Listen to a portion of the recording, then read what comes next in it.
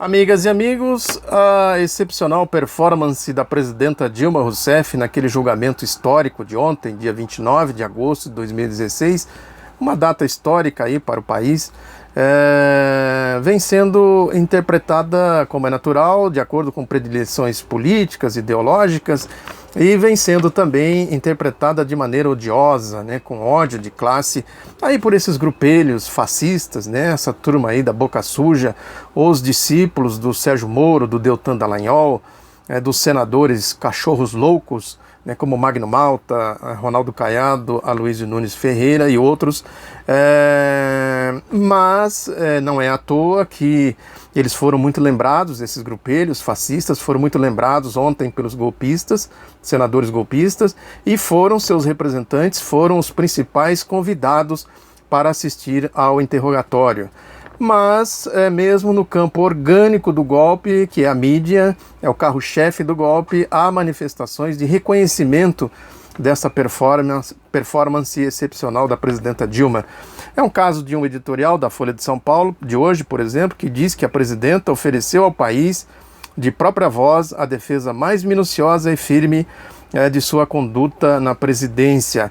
Evidentemente que a Folha faz aí esse jogo, né? A gente conhece muito bem o jornalismo Folha, que é uma no cravo, outra na ferradura, para exatamente legitimar, né, esse jornalismo aí de fachada para dizer que é plural, que é democrático, etc. Mas enfim, é o comportamento típico da Folha. Porque em seguida vem já o outro lado da moeda, né?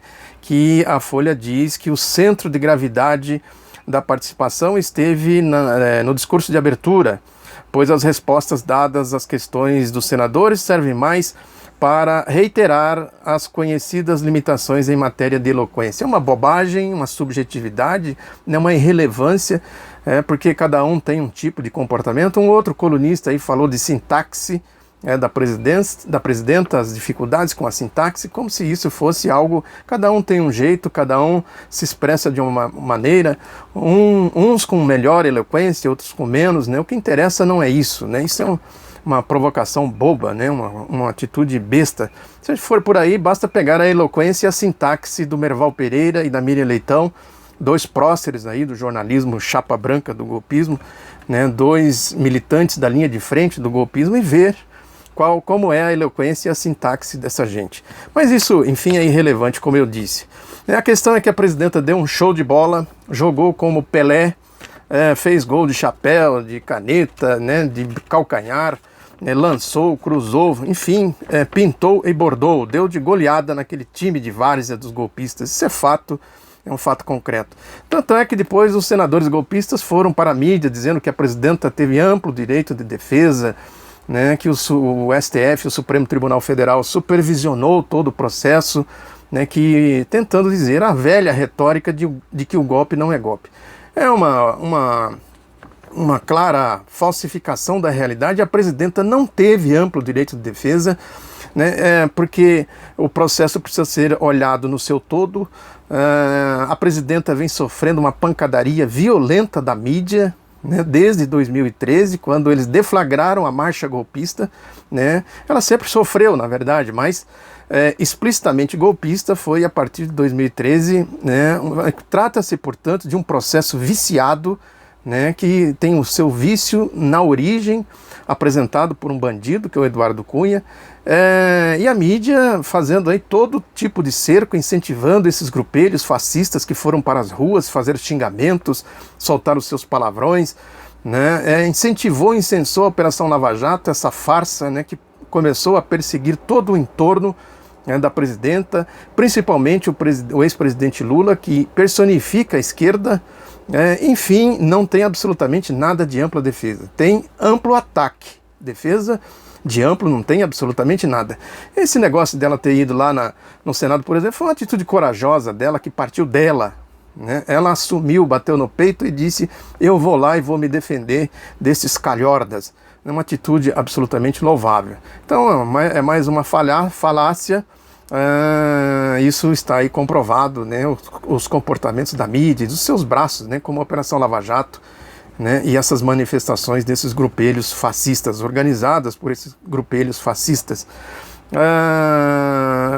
Enfim, aí tem toda a Folha mesmo faz aí, nesse editorial que eu já mencionei, ela diz que os senadores estão plena e constitucionalmente investidos de autoridade para fazer esse tipo de julgamento. Quer dizer, é aquela história, né? Apresenta a fachada, mas o que está por trás da fachada, que é o que realmente interessa, eles não chegam nem perto, né? Por isso se diz que o processo, a Folha falando, por isso se diz que o processo é a um só tempo jurídico e político.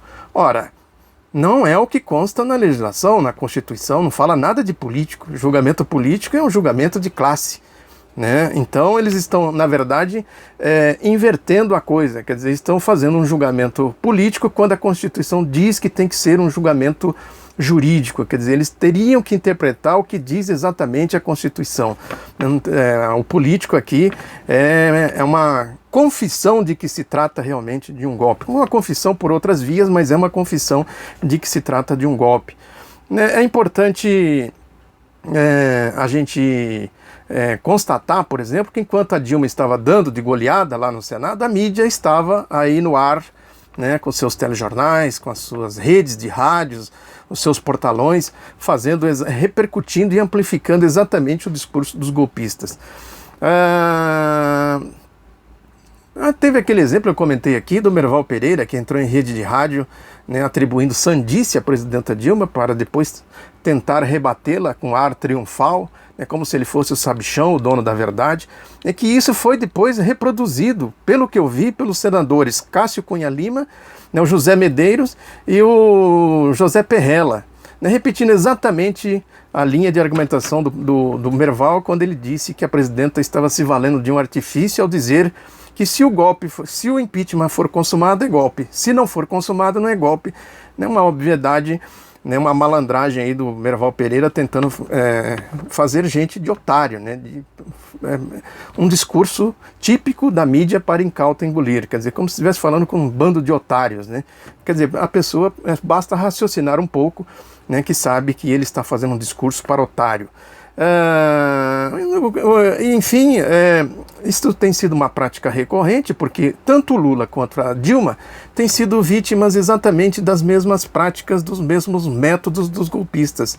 A Dilma com essas mentiras, aí de pedalada, de decretos e não sei mais o que, né? E o Lula aí com o sítio de Atibaia, com o triplex do Guarujá. Quer dizer, no concreto, no que é real, no que deveria ser de fato verificado e analisado, né, tanto o Lula quanto a Dilma dão de goleada. Por isso que fica essa mentiraiada, né, esses recursos bem típicos aí dos golpistas.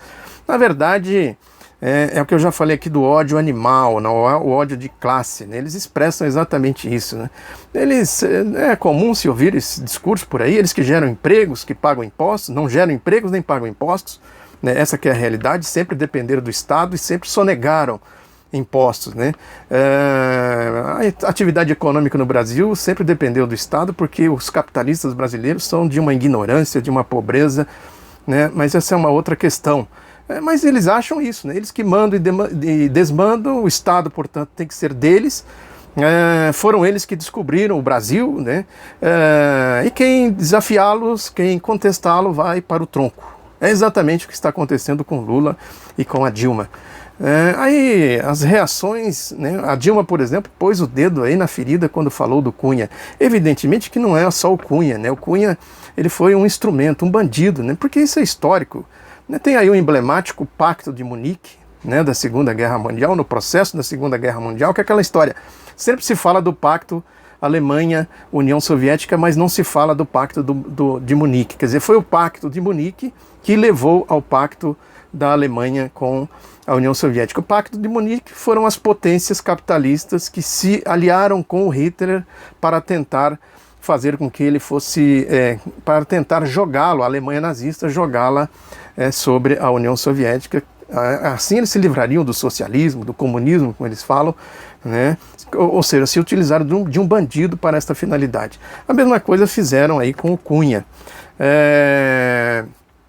Então a nota do Cunha dizendo que a presidenta mente, é uma nota de um bandido que a mídia vem aí repercutindo. Quer dizer, o próprio bandido né, que eles se utilizaram dele para deflagrar o processo. A Dilma falou isso, lógico que contida pela liturgia da posição que ela ocupava ali. Ela só simplesmente falou do Cunha, mas é Cunha, Temer, Jucá, né, essa turma aí de bandidos, né, como bem caracteriza o Ciro Gomes. Quer dizer, e o que está por trás deles, né, o que eles representam, né, quem é de fato que eles estão ali representando, que é essa turma toda aí da direita, dos golpistas, essa turma que se acha dona do Brasil. E tem também a nota do Temer, quer dizer, a Dilma foi para cima do Temer de maneira muito categórica e de maneira muito incisiva e certeira, né? Aí a nota do Temer, ele fala aqui, por exemplo, do milagre de fazer omelete sem quebrar ovos, dizendo que não irá suprimir direitos trabalhistas, todos os direitos e garantias constitucionais serão respeitados. Quer dizer, como é que ele vai respeitar? Ele não está respeitando nada, né? Os golpistas não respeitam nada, né? Eles estão, na verdade, eles vão iniciar, se eles consolidaram o golpe, eles vão iniciar imediatamente o desmonte da Revolução de 1930. Aí, como eu já disse, vai depender da correlação de forças que vai se formar depois disso, mas o programa deles, o projeto deles é exatamente esse. Basta ver aí que essa medida, a primeira medida provisória do governo golpista, que foi aprovada na Câmara dos Deputados, é uma sinalização clara disso, que eles já estão dando a largada, quer dizer, vão acelerar pesado na largada para ganhar embalo e levar adiante o programa de desmonte da Revolução de 1930. Essa medida provisória extingue a Secretaria de Portos, de Aviação Civil, de Comunicação Social e as pastas de Igualdade Racial, Direitos Humanos e Mulheres, além da Controladoria Geral da União. Quer dizer, são exatamente as áreas sensíveis do governo, de inclusão social, né, de ampliação da democracia, né, de abertura de canais para se combater as mazelas históricas do nosso país. Aqui está claramente um exemplo de por onde os golpistas pretendem caminhar, qual é a sua plataforma política. Está aí para quem quiser ver. Quer dizer, é exatamente o programa e a essência do golpe. Tudo isso compõe o enredo desta fase absolutamente nefasta que o país ingressou aí por conta desse processo golpista, e a gente está a um passo, né, de cair aí nesse abismo golpista de um período, de uma etapa histórica de grandes lutas para o povo brasileiro, para defender a democracia, defender os seus direitos, defender a nação, né? Vai ser essa a missão nossa, brasileiros, patriotas, democratas, progressistas, que nós já estamos nela, na verdade, que ela vai cada vez mais se agigantar caso eles consumem o golpe. É o outro lado da notícia. Peço que você se inscreva e que você curta, que você compartilhe, para a gente ir erguendo barricadas, fazendo trincheiras contra esses golpistas. Um abraço e até a próxima.